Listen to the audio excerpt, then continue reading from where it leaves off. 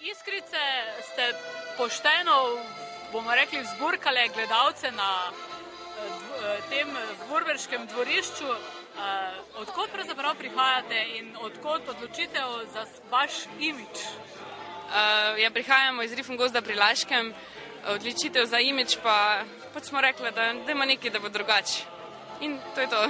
V Laškem je pravzaprav kar nekaj dekliških bendov, bi rekla, oziroma vse članice prihajajo iz Laškega, ne? Ja, večinoma, ja.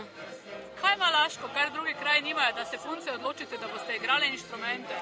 Verjetno imamo drugačno ozračje. Kaj vam sicer pomeni nastop na Vurbergu?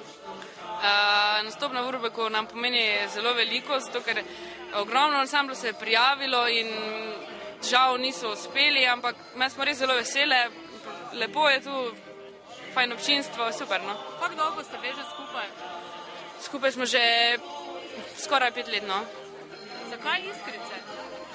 Iskrice, zato čisto slučajno je moj ati je rekel, iskali smo ime, kaj bi lahko bilo in potem Iskrice, ne, in to se je obdržalo. Pomeni, da sicer tudi tvoj oče sodeluje z vami? Ja, zelo rad ima, da igramo. Kot menedžer ali? Ne, kot oče. Kot oče. Kdo pa sicer skrbi za vas, oziroma je vaš duhovni vodja, mentor ali kako? Ja, Rok Švab pa Brane Klavžar.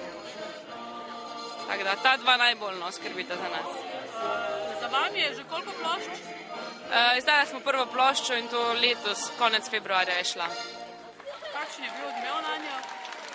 Bilo je super, imeli smo promocijo od Brane Tri lilije v Laškem, čez 1000 ljudi, super, no, mnogo presenečen, res. Letos boste nastopili še na katerem festivalu ali je to edini? Smo tudi na Ptujskem festivalu, tako da. Kdo vam piše pesmi? Pesmi, melodije piše ponovadi Brane Klavžar, potem Rok Švab, besedila Vera Šulinc, Jože Galič, tako. Kaj raje igrate, valčke ali polke?